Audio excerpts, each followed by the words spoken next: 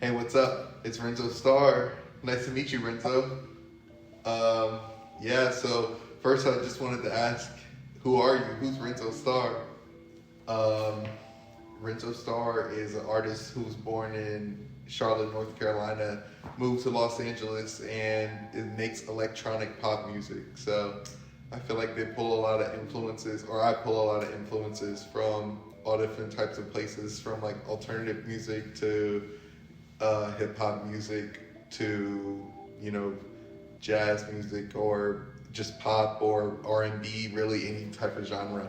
I feel like I've had so many influences across the board, production wise and also just lyrically and vocally. So I try and stay inspired by whatever I'm hearing recently or whatever I feel nostalgia towards, or like songs that bring me back to my childhood or bring me back to times where I feel happy. Like I really love when you can put on a song and you just never get that exact same moment that you get when you play it for the first time. So I'm just trying to recreate those, but my own versions of the songs, and hope people rock with it. And I think that people do, so I'm gonna keep doing it.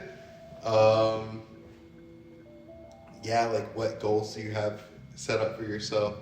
For me, I feel like artistically, I excel and I'm inspired within multiple mediums. So I don't just like to do just music. I also like visual art too.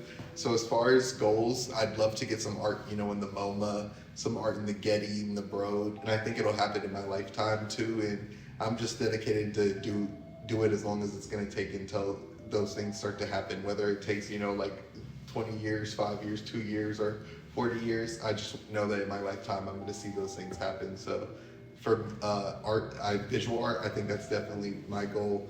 For music, I would say I'd love to, get a number one song. That'd be amazing. Get a song even in Billboard would be amazing, and just be able to go on a tour, not only globally, but also nationally too. I said those out of order, but I should have said nationally first and then globally. But I would love to go on a tour that's like that big, where you just get to travel and do music full time, and then have that time also to be working on, my next project.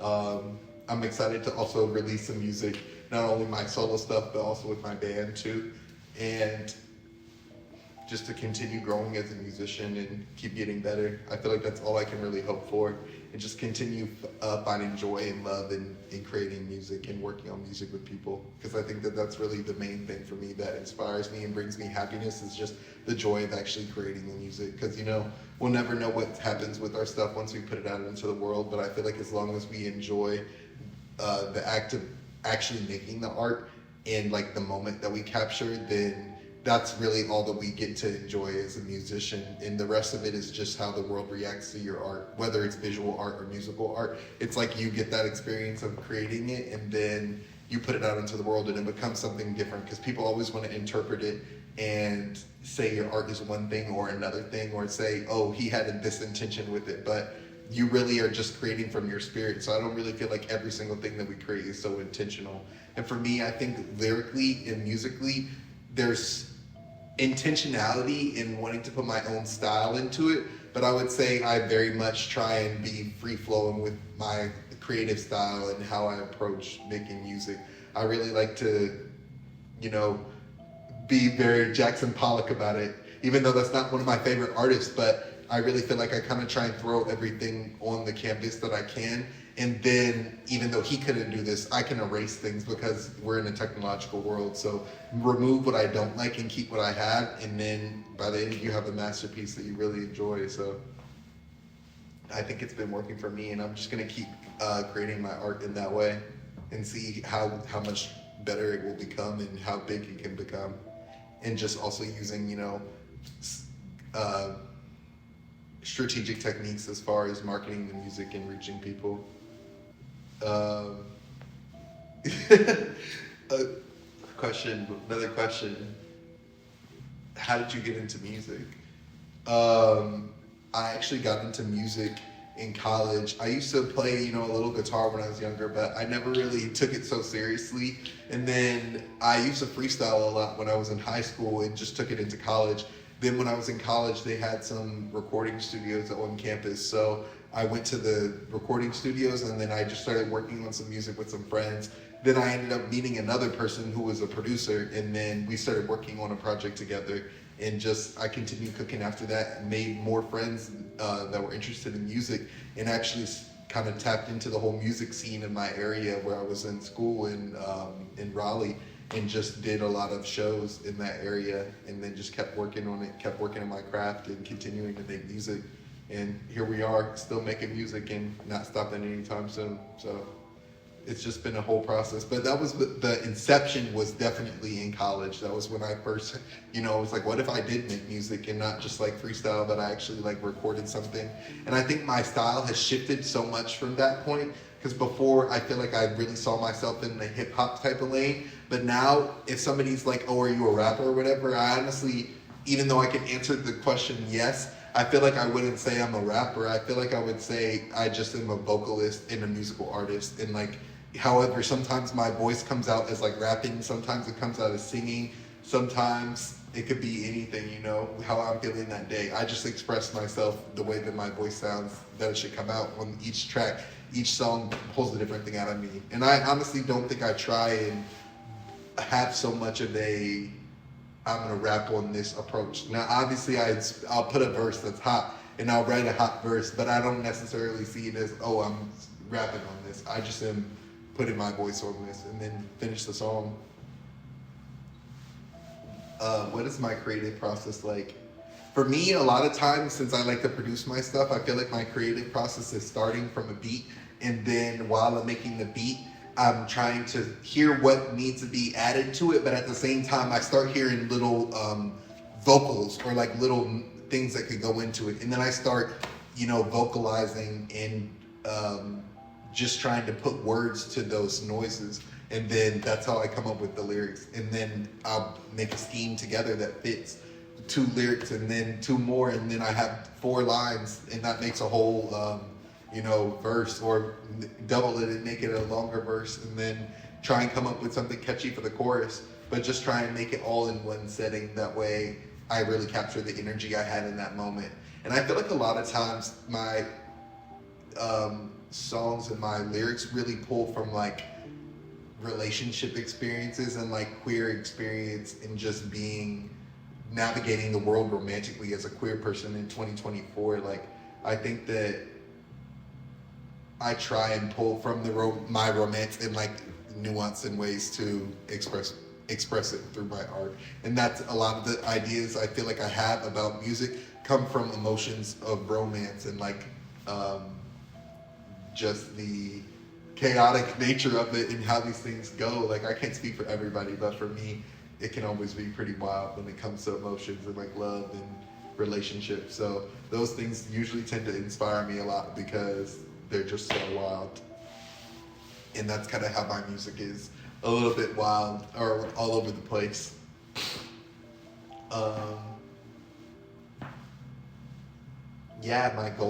More goals musically. I'd really love to get to collaborate with like some of my favorite musicians. That would be amazing to me, like over the course of my whole career, like to have those collabs with people who inspired you and made you want to start making music. Like Childish Gambino, Donald Glover would be a fire collab. I would love to have that collab, and will have that collab in the future. JPEG Mafia I would love to collab with. I really like the Red Hot Chili Peppers too. Hayley Williams, Paramore, that would be legendary. I'm sorry, but that's a black queen right there. Not really, but the ones who know, they get it. Y'all know what I'm talking about. There's just a lot of artists. It gets to the point where it's overwhelming, because it's like you don't want to get your phone out and literally go through a list, but there's just so many people. Another person I really love is George Clanton. He's a dope artist. I don't even know where he's from, but he makes like kind of early 2000s sounding music. And I honestly feel like my music is very inspired by the early 2000s. That entire era, like, I know people say they're dead and tired of like the Y2K shit or whatever, but I really love the production of that era. It had a really cool sound to it. Like even the texture of the drums, and they really stand out in my mind and take me back to that time. So I try and like recreate stuff. And I think that pop honestly could use more drums and styles like that. Like everything was just bigger and more grandiose. Whereas now it's like it's still big, but I think everything is so well produced, you can't really hear pop. You don't really hear the difference where it's pop and it's super clean and clear versus like another genre, because every genre just sounds so like well polished and produced at this point. But I think that pop can definitely come back, and it needs like some weirdo energy into it. So that's what I want to bring, is like some honestly strange ass energy to the shit. We can't have it be normal. You know, they say normal is just a setting on the dryer, and honestly, we not about that. We like our clothes fresh and clean, but we not a setting on the dryer. We can't be normal. Nothing but, actually. As far as why I make music, I feel like when I first started making music, I just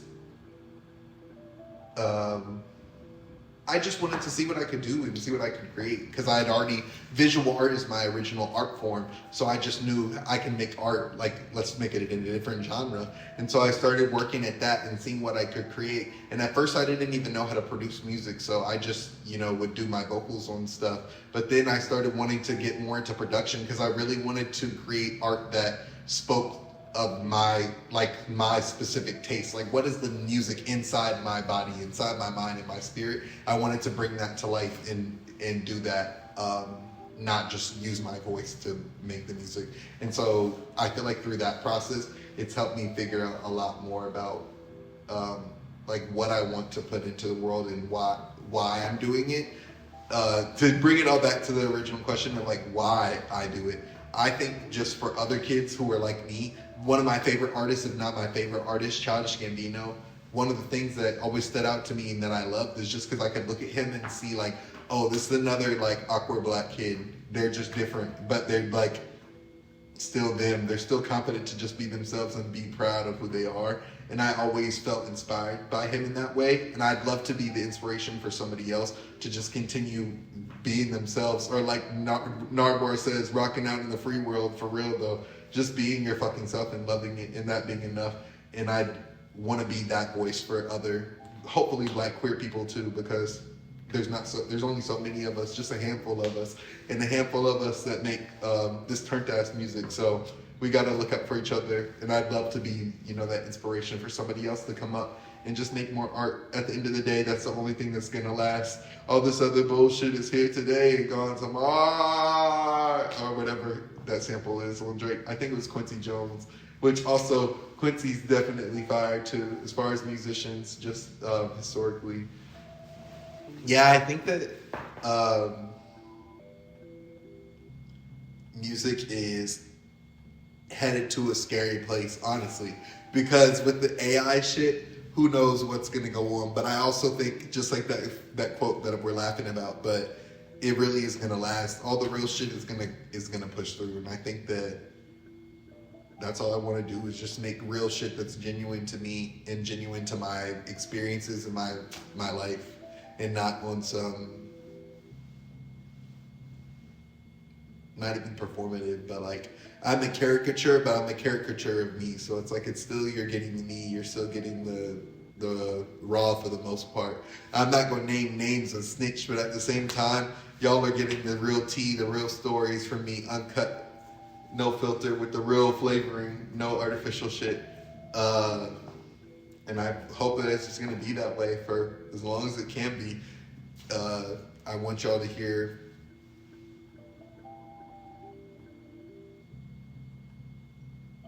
how my emotions are expressed through the music, and hopefully people feel like similarly, or they can see themselves within the music, or just hear something nostalgic that just reminds them. Like I like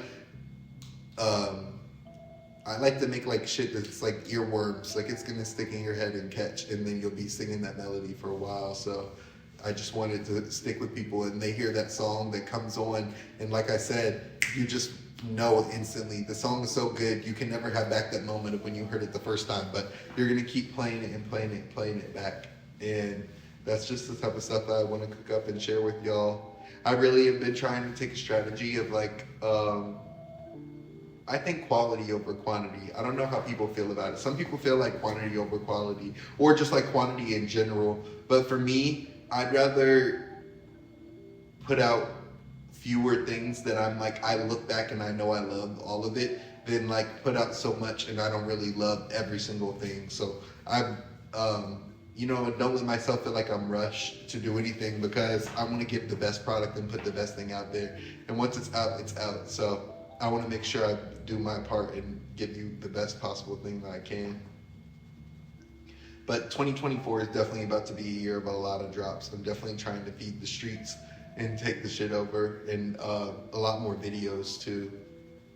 I definitely want to get into like more writing the videos fully, and just having even more surreal visuals for the video. Like for me, that's my favorite visual art form is surrealism, and like Salvador Dali is my favorite artist. And so I like the idea of everything is almost a dream world. Like it's like the world that we exist in, but just distorted and seen through a different lens. I think that that's really how I visualize the world too, and how my mind processes everything. So I'd love to bring that to a visual for the videos to match with the music.